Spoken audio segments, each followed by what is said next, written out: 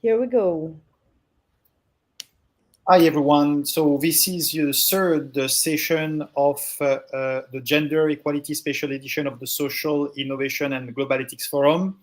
This session is now starting on understanding how women are capable, able, to overcome the challenge to become entrepreneur, and especially, what we call in the title of the session, the male grip on entrepreneurship. How is it, like a challenge, but how it is as well, like possible, recommendable for, women, change makers, and to become entrepreneurs of tomorrow. So we are very pleased to be joined by our change makers, ladies from two very, like different part of the world. We have Yaliwe Soko joining from, I think, South Africa. Is it correct, Yaliwe? Yes, at the moment I'm in Zambia, but In from both Zambia. Zambia, from Africa. Let's Okay, just okay, very good, very good. And Amina currently in Kazakhstan. So you see, this is like the technology bridge and miracle. And Jessica is joining us from Monaco, and I'm myself, like in the middle of Mediterranean somewhere. So basically, we are very happy to have you joining our session. Both of you represent in your specific way pioneering for women becoming entrepreneurs on specific subject and field. So Yaliwe, I will start with you. So Yaliwe, to introduce you briefly, you are the global chairwoman of United Africa Blockchain Association.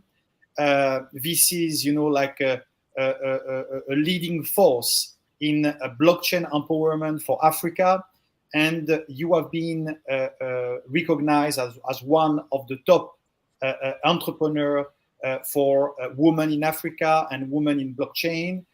You receive and you have been awarded the 2019 DEFCON V Queen by attaining top learning status of the DEFCON through the Ethereum DEFCON scholarship program.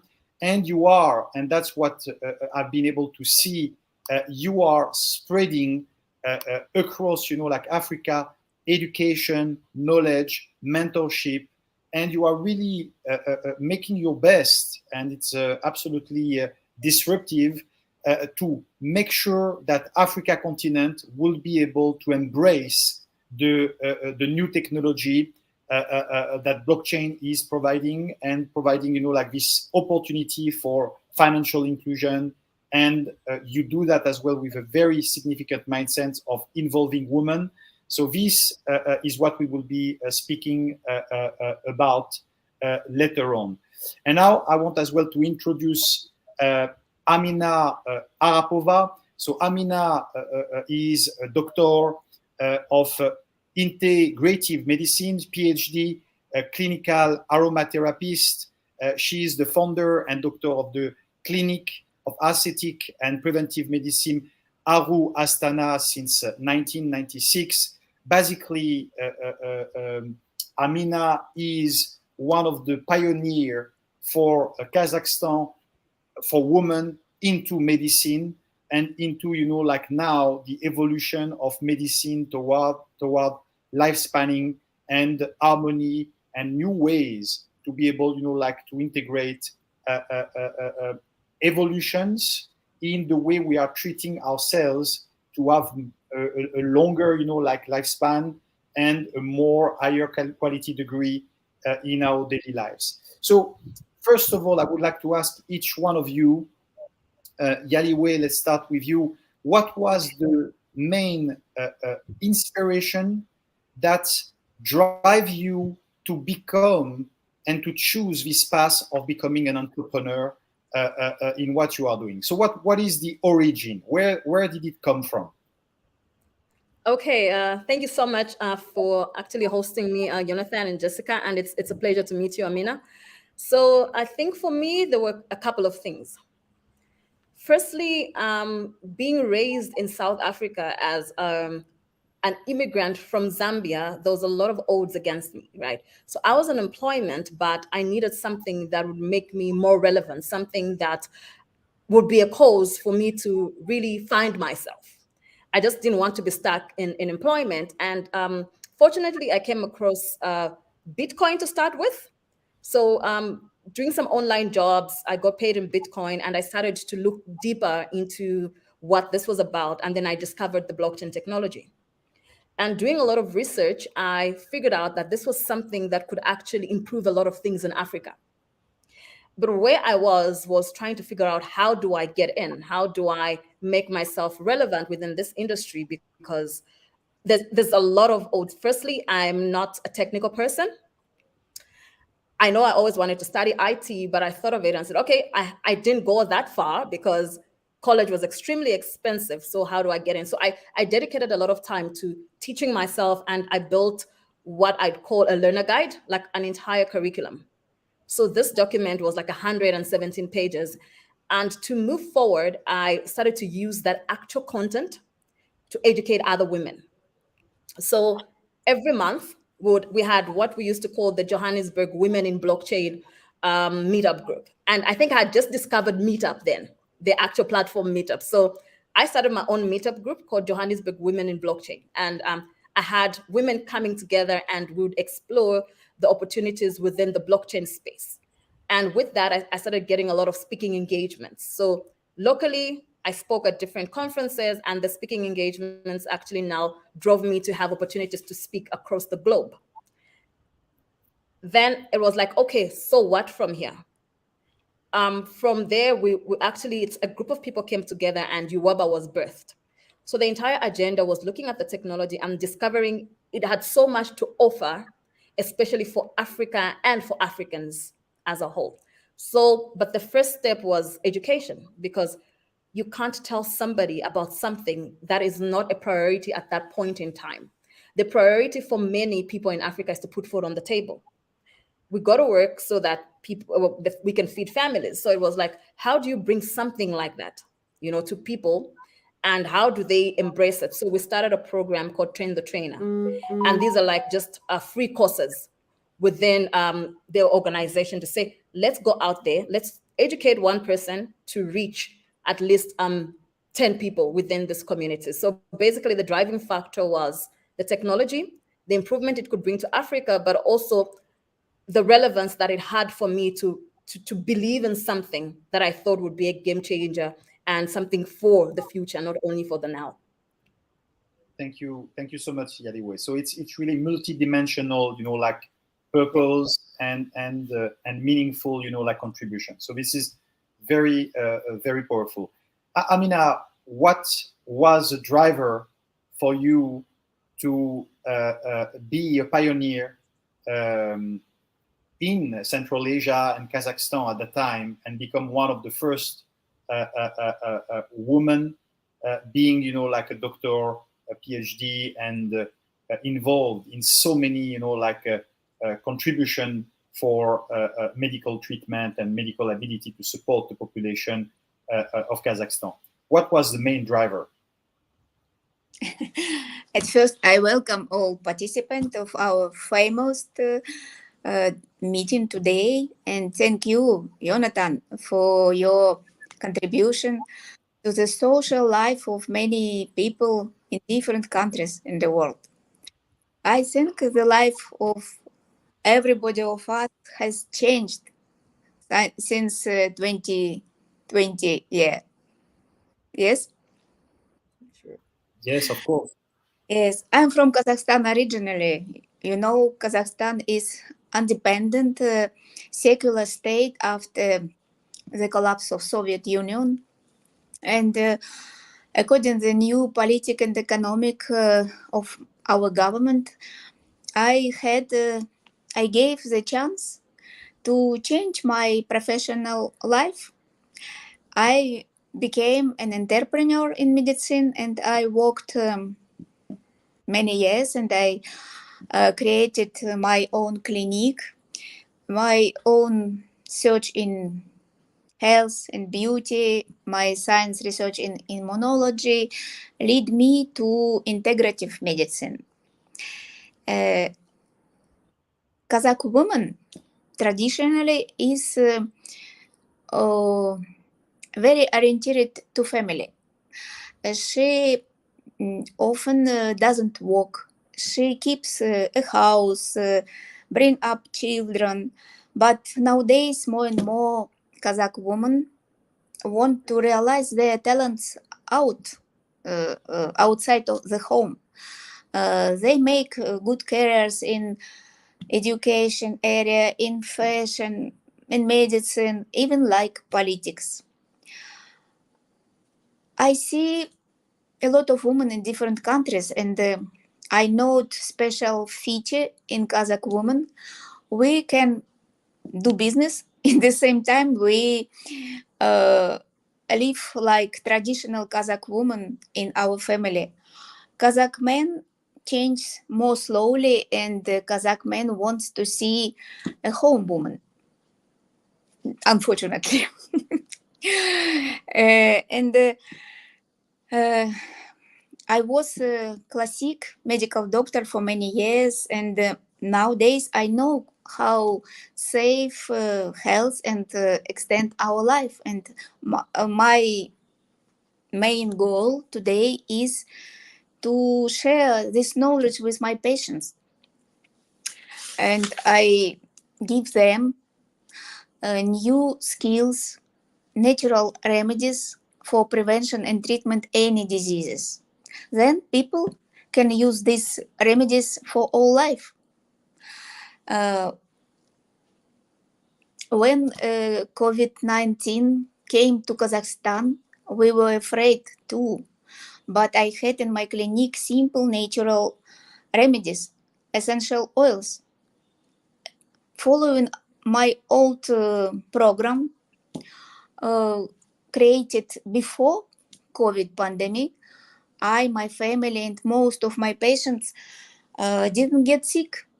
It was big rewards for me. Military and political actions have shaken our country in January this year. Then we were witnessed Russian-Ukraine war, and this period is not over yet. I live between Russian and Ukraine's people for my life, and I asked myself, what can I do this period? How can I influence this situation? And I decided I can spread, I can spread my knowledge about how to deal with stress, how not to get sick, how to help your children, your elderly parents in this not simple, difficult situation for many people to save this cycle and health. I decided I am small copy of natural world, and even me and 10 people around me um, will be healthy, will be happy. This way go on, and next 10 people will get better. I see happy results every day from my patients. Approach my approach way in medicine show me these results every day. I'm sure only health people can be happy, and only health people can improve the world. Pope Francis visited our country last week. All my town city, Astana, embarrassed to this energy, and there was the Congress of leaders of world religions 7 days ago in Kazakhstan, and all participants discussed about the same, how religion, how education can influence to society.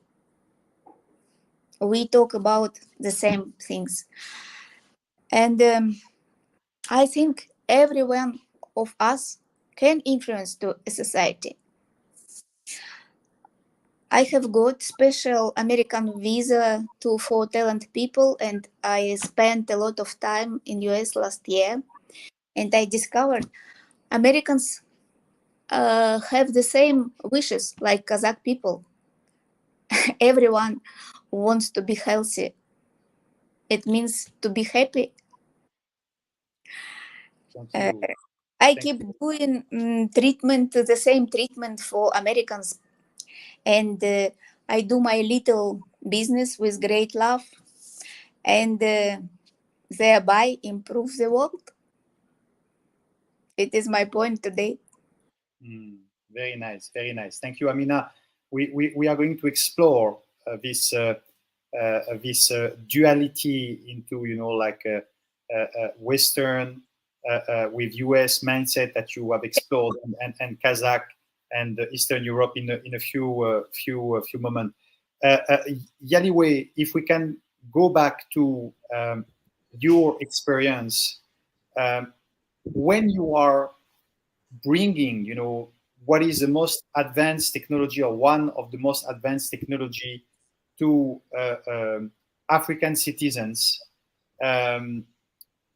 This is like you are bringing and you are jumping technologies. It's like I've been fortunate to travel to Africa, and I know there is a huge opportunity for jumping the gap of Yeah. what was not developed so far. We can just jump and provide something which is huge and Yeah. beneficial for the population. But what is the feedback? What is the message that you are observing from the woman, the young woman, the ladies? Uh, uh, um, because they are, normally we say blockchain is a more majoritarily, like if we who is involved is mostly male. So Yeah. what can you tell us about that, about your feedback and experience, and what are you trying to do to encourage and foster more women to embrace that new technology? In my Okay. opinion, So okay. Okay. Sorry, I think I lost. Uh, Hello. Oh, can you hear me? Yes, Yadiwe, please go Okay, ahead. okay. I thought I lost connection. So I think firstly in the beginning it wasn't that easy because this is something like this is very strange. Even to me, it was something new, right? So I think firstly it was the resilience within myself to believe in what I was talking about because nobody understood it, especially coming from you always start. I always say if you're starting something, obviously we start with the people around you. And sometimes it's convincing the people around you that's most difficult. So nobody understood what I was doing, not even my family understood what I was doing or what I was talking about. But I kept on talking about it and I kept on believing this is something that could change the situation of a lot of Africans. So even with my friends, we could sit down and have a conversation and I would start talking about blockchain to the point whereby whenever we're somewhere, my friends would be like, oh my God, there she goes again. Right. So it was that resilience to keep on believing what I was talking about and to put myself out there. And it's true what they say that people need their own heroes, right? People need people who look like them doing certain things for them to believe. So when a lot of women started seeing me becoming this person that I've always talked about, pushing this agenda, it first comes from a point of admiration of saying, oh, wow, so this is what she was talking about. It actually makes sense. And as they see you keep on moving and they see that there are other people around you that actually believe in the same thing, they start to buy in. So what we did after that was to start the African Women in Blockchain and AI initiative. Because again, sometimes women need a comfort zone. They need a place where they can come together, where they don't feel threatened, where they can be assured that, look, you can also do this. We can actually change the world. We can actually do the same things that men can do. Sometimes we're just too afraid to do it. And I'm just going back maybe to Amina's point when she looked at Kazakhstan women and being family orientated. That's something that a lot of African women were subject to, right? So it's like in a household, even as you are growing up, it's like, okay, this thing is for the boys, this is for the girls. There's a huge separation between the boys and the girls, including the jobs itself. So if in a hospital, if there is a doctor, the doctor has to be a man and the nurse has to be the female, right? In an office, if there's a CEO, the CEO has to be the man and the secretary or the PA has to be a woman. So that was the culture that was always there. It's like the woman was the supporting structure to the bigger picture. And breaking that is putting women in a comfort zone to say, look, we are also capable. So let's explore something that fulfills us. So it's been that journey, but also it's been me pushing the boundaries. It's me. There's this saying that I like to use that says, "Start your own parade, and you'll be surprised who's behind you." So it was me starting my own parade, believing in this technology, and then people beginning to see that actually what she talks about makes a lot of sense. So it was that angle that I used as an approach. Very nice, very nice. So yeah, anyway, we will continue on that into like the concrete steps you are seeing for the population in Africa and the woman in particular. But thank you for illustrating like this challenge of how to disrupt the status quo. And so Amina, the point is you have the chance to know and experience like two worlds.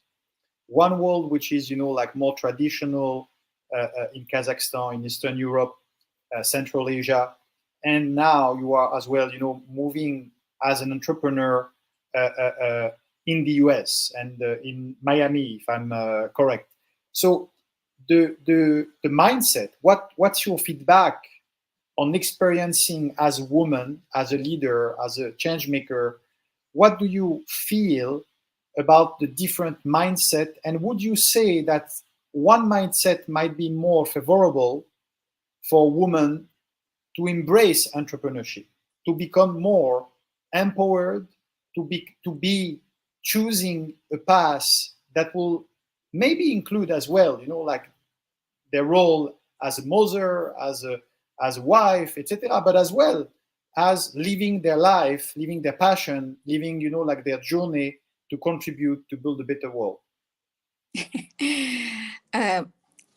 Kazakhstan is the middle between Asia and Europe, and modern Kazakh people are a clear example how Asia and European culture is connecting in one person. And when I came to US, I was afraid feminism and COVID and many progress things was born in America, and I'm from Kazakhstan. How I will connect these things, different things? We have different mentality, but after 6 months, I understood we are the same. Everybody after pandemic period, after COVID, after many deaths in the world, everybody wants to be healthy. Americans are tired from traditional medicine, from pharmacy. It is true. It is true. I use natural medicine. And in my education, I am scientist and I'm practical doctor in one face, in one person. It is not usual in America. In US, I saw this person is a clinical doctor, this person is researcher. In my case, I'm 2 in 1. And all my patients are glad because everything what I do, I can explain. I can explain in the each molecule. When I offer original diagnostic, original method for treatment, for prevention, I explain every time. And everybody in Russian language, in English language, uh, understand me. And I'm happy. I afraid my English is not good. My skills is not more technology, but everybody understand today. Uh, all natural, all all natural things are true. And new technologies can't to prevent like nature. Florida is the state. It is natural Edem, and I explain everybody for everybody of my patients. You are lucky. You live near the ocean. You live in the jungle. Is it more than 50% of your health? Use it. Our purpose is the same. I'm sure everybody of us wants to be healthy, to live longer. And my topic is I would like to live to 120 years. It's possible. Very nice, very nice. It's in the Bible. 120 years is the age of Moses. And we call it, like the decisions for our lifetime now. 120 is the cap. Many years ago, I tried to learn what is the chain, what is Bitcoin. Jonathan tried to explain me, but I didn't understand. Nowadays, I understand. If I will not understand this topic, I can't live to 100 years. Today, my son explained me on the simple language, Mom, 2 plus 2 will be 4 in these new technologies. If I want to understand these technologies, I must have clear mind. It is my health. It is very similar in one road. It is very nice because what Yaliwe was saying is people need role model. They need their hero. They need the people they can identify. And it's true that it's more easy for someone to visualize, get inspired, and because someone is opening the way, someone can say, well, she do it, she is doing it, so I want as well to support, I want maybe to follow, I want maybe to open as well or to share. And I think both of you are doing exactly that. So that's why, even if the topic is medicine, health, and blockchain technology and financial inclusion, but in reality everything is intertwined. That's why we love that, and we love to see women becoming leader in entrepreneurship, on pioneering technologies or practices. So this is very strong. So if I go back to Yaliwe, and Jessica is with us as well to share if we have any question from the audience. So Yaliwe, concretely, we saw you with so many people doing teachings, and again and again and again, and this is, for me, it's superb. And we will be speaking about our metaverse for good that we are launching with crypto blockchain industry, and hopefully we will build a very strong partnership with you and your organization. But so what are the concrete steps that you are starting to see in the empowerment blockchain technology is bringing and can bring to women and young ladies, young women, and what's your vision for the future about that? Okay, so looking at now the steps that I'm beginning to see is, firstly, there's a hunger for information. There's a hunger for knowledge, especially within the continent, right? A lot of young people are coming up and saying, we want more of this. We want to understand how this is going to impact our lives. So this year alone, I've been spending quite a lot of time in Zambia. And the reason being is out of being originally, I'm Zambian, but spent most of my life in South Africa. And this year, because of, like I think Amina mentioned, COVID, in South Africa, we had a very terrible lockdown, very terrible. If I say lockdown, I think that was one of the worst.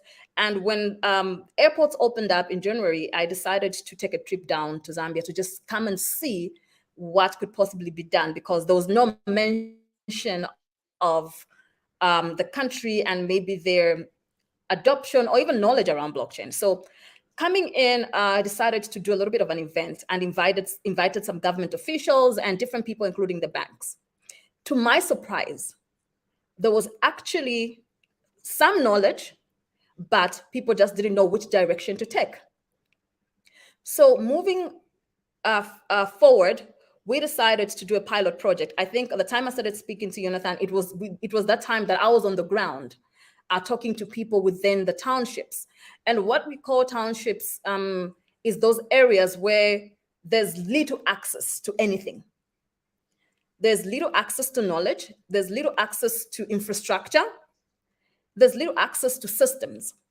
So we decided to be on the ground and talk to those people. And with this project, we targeted specific groups of people. So we targeted mostly the vendors, people that are selling different things within their communities, to see how can we teach them how to accept cryptocurrency as an alternative form of payment for goods and services within the community. We looked at the young people. How do we teach them something new so that they have something to look forward to? And this was a mandate given by the Zambian government to say, okay, we hear you, Yaliwa, we hear you and your technology and what you believe the technology can do, but now show us what you're talking about. So we said, okay, fine, we'll show you that this can be used for social good. So we went, spoke to these young people, both male and female, youth that were on drug and substance abuse. See, how do we change the narrative? How do we kind of incentivize them for positive behavior instead of always taking out the road and punishing them for doing certain things? Sometimes it's circumstances that make them behave in a certain way. And we looked at the women. We're saying, because of the environment that these people find themselves in, a lot of young girls fall pregnant. So there's a lot of early pregnancies and all these things. And the grandmothers end up looking after the children, the grandchildren. And sometimes they've got little or nothing to give those grandchildren. So how do we put in a structure for unconditional basic income using blockchain and cryptocurrencies? And we tried this out as an exercise. We went into the fields, spoke to people. We had two types of responses. Some were, okay, we are interested and would like to learn a little bit more. The other, actually three types of responses. The other response was like, oh, here you come again. In this community, we've had so many people coming to us, so many politicians, so many people coming to use us as a case study, promise us things, but they've never come back. So how can we be sure that you will come back and show us what you're talking about? Then the third one was like, look, I'm the one who runs this store. This is the store. If I close this store to come and learn what you're telling me about, what's going to happen is that I'm not going to make a sale and I'm not going to feed my family. So those were the three types of people we found. And eventually we were looking at about 300 people. We registered about 680 something. And the funny thing is that out of these classes, the most impactful were the women. It was surprising to see that the women actually took this more seriously than a lot of the other demographics. And we had the women who sell in the streets because we needed them to have a smartphone. Some of them came without a smartphone and they sat in that class, listened to us. And when we needed to give them coins, they said, I don't have a smartphone. What do I do? The woman went back home. The next day brought the son or the daughter and said, look, I don't have a smartphone, but I don't want to be left out. Can you please put the coins in my son's phone? And out of those women, some of them went back. There was one particular woman who stood out for me. We met her in the streets. She was selling cooked food items, like street food. The first day she attended class. The next day, she brought 40 other women who were vendors to say, I'm trying to understand what they're talking about, but it's good. We want to learn more. right? So what I saw is that once you empower the women, you actually empower the entire community. And when we had the market day where women and the community was able to buy, we had the women selling, so they were the vendors. So now they could sell their food items to the community with crypto. And they were so happy and so excited that they were able to sell. And then we taught them how to liquidate and go and buy their stock. And that cycle continued. But the woman in that particular whole case study was actually the highlight, because no matter the hurdles they faced, they found a solution to the problem, because they did not walk out and say, look, I don't have a smartphone, so this is not for me. No, the woman said, I do not have a smartphone, but let me go back home and find somebody with a smartphone, and this person is going to receive the coins for me. There were some women who said, we know each other. We are a group of people. We are all vendors. So one of us has a smartphone. Can you load my coins onto this person's smartphone, because we trust each other. So there's a lot of highlights that came about women and empowerment. And if you give them an opportunity to learn something, you literally empower the entire community. Wow, this is very powerful, and I love the example of the mindset of sharing. It's like, because of course this is one of the barrier. The barrier is the entry barrier. Of course, for us in Europe, USA, some part of the world, when we speak blockchain, we can go on our computer, on our smartphone. We can check the price, we can check the elements. It's more natural. But there are many parts of the world where people are living, in villages, very nice, very beautiful villages, where there is no computer, or there is very little, like a technological access still. And so to be able, like to have a mindset where someone see, like the opportunity and go discuss it, is not happening like this in 1 minute. Is discuss it, convince, and then build the aspect of trust. So there is a sharing that is very hopeful for the future. So thank you, Lai Wei, for sharing these concrete steps. And we will have question for the audience in a few minutes for you on that. Amina, so you are empowering and pioneering into alternative medicine. Now that you have been an expert in traditional medicine and understanding and seeing the results in that aspect, would you say that the fact that you are a woman is a positive for you to share and spread this new mindset of natural medicine? Or would you say that there is still some challenge to be, like considered as, like acquainted with knowledge and expertise and legitimacy because you are a woman, a PhD doctor? What would you say about that? 10 years ago, it was very, very difficult to give this topic, natural medicine, in Kazakhstan. I forced this topic through the social media, through the TV channel, through the different forums, science and popular forums. And today I see the big interest from our population, especially from young women, because today is a big problem to be pregnant. A young woman can't be pregnant in nature. A lot of baby is born in from the synthetic way. It is problem, world problem, not for only in Kazakhstan.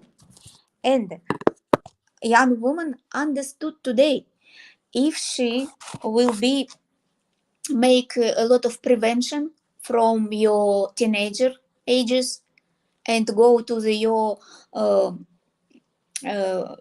your pregnant time in good health, she will be happy, your family will be happy.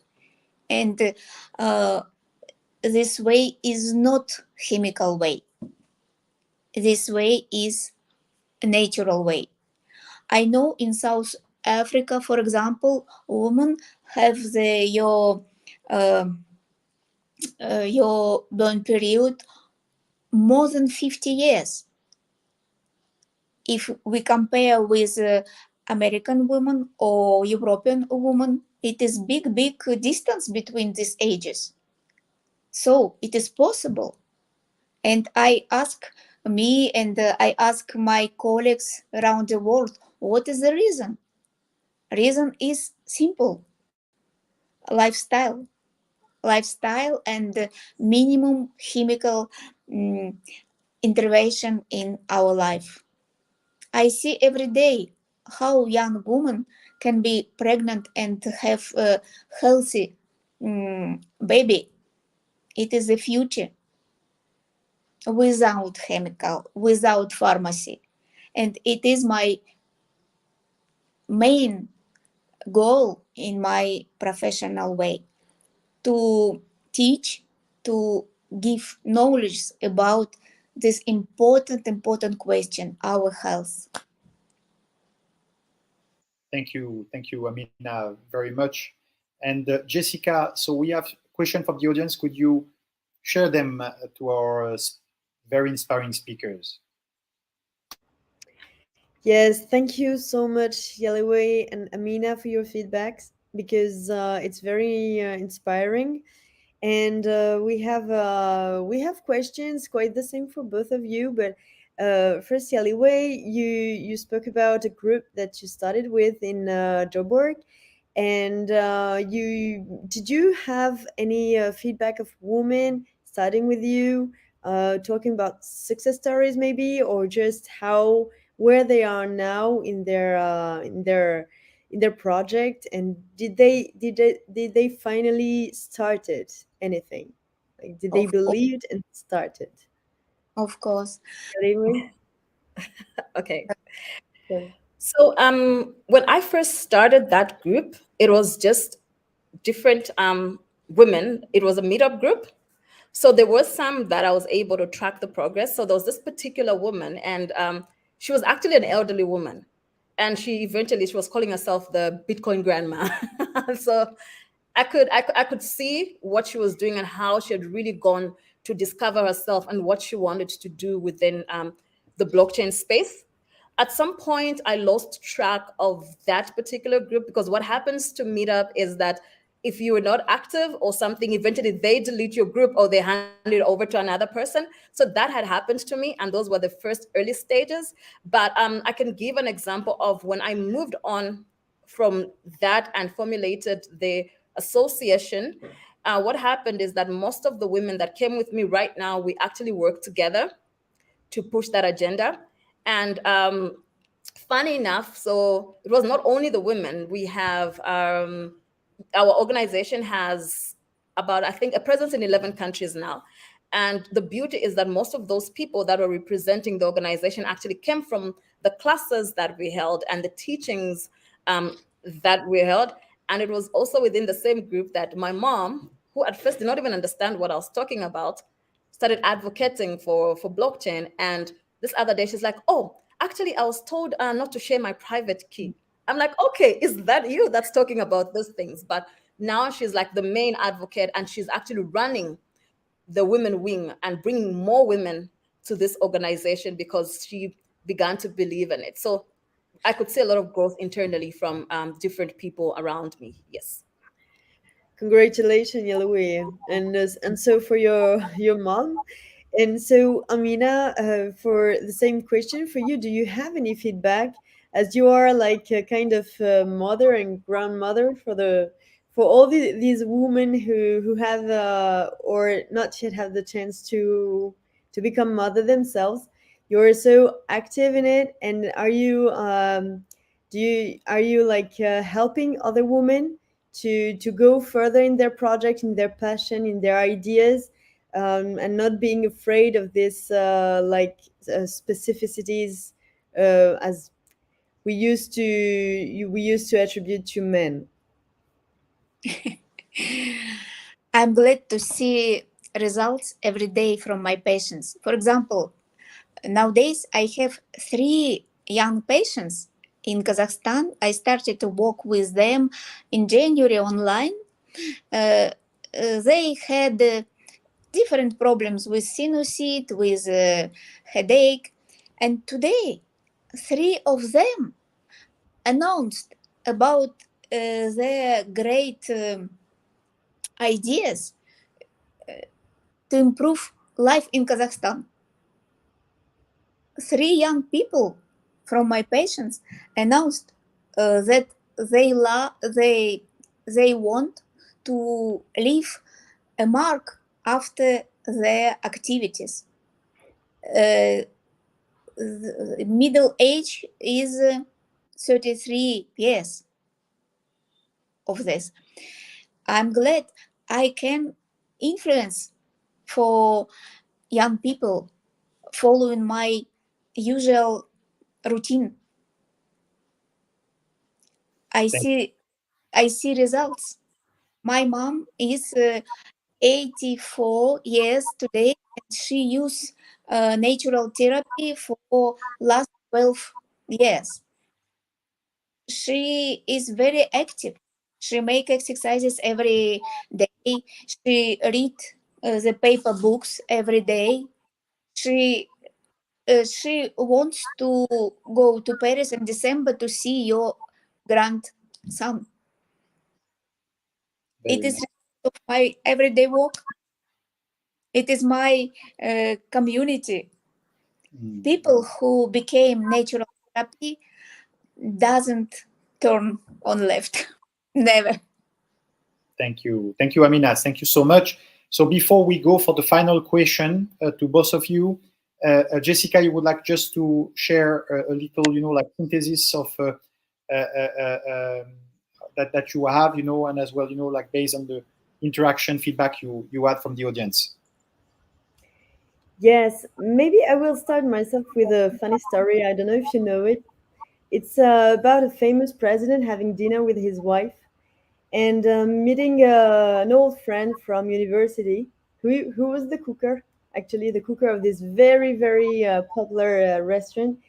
And after talking a little bit about their life, etc., the president turned to his wife and said, "You see, if you have married this cooker, you will never have been the first lady of this country." And the, the woman answered, "If I was the woman of this cooker, he would have been the president of this country." This funny story is just to image something very important. Very Women nice. has normally natural feelings of protection. They are holding the world, actually, because they are the very start of like building a human inside. So they have this natural protection, and they, as you said in both of your experiences, you're acting, both of you, for a cause. And I can tell you, even myself, I have this experience. I'm part of an organization of young professional here in Monaco. It's Junior Chamber International. There is one, and we have the jumelage with South Africa too. We are acting a lot, and we're acting in business to help entrepreneurs to go further in their project, to develop their project. We're coaching them. We're giving a lot to make them able to go until the like creating really like their dream, their ideas. And we also had like the opportunity to bring this seed of entrepreneurship even in the youngest. We are organizing events with the high schools, and we try to just to show them everything is possible. Building a project, you have if you have even disease and you think you cannot do whatever is your passion is, whatever you want to bring to the world, you can do it. Depends of the people around, depends of the conviction you're giving to your project. Because as you said, both of you, when you have conviction, and we can feel it in our discussions, it is the cause, it is the will of making this world being much better. And this is what is animated you and gives you the strength to go on. What we have to keep in mind, and if everyone have this conscious, is that differences are treasure. Because finally, when we can build everything with all our differences, we can build something very big. We can go very far all together. If we are alone, of course, we can do things as we had the idea of what we wanted to be, what we expected of our project. But when we are together, we can go much far. So I think it's very, very interesting discussion we have today, and being able to bring your experience to the whole world, bring your experience of being able to go and to go until you find out how to make your dream become true. That is a very beautiful example we can have in our world.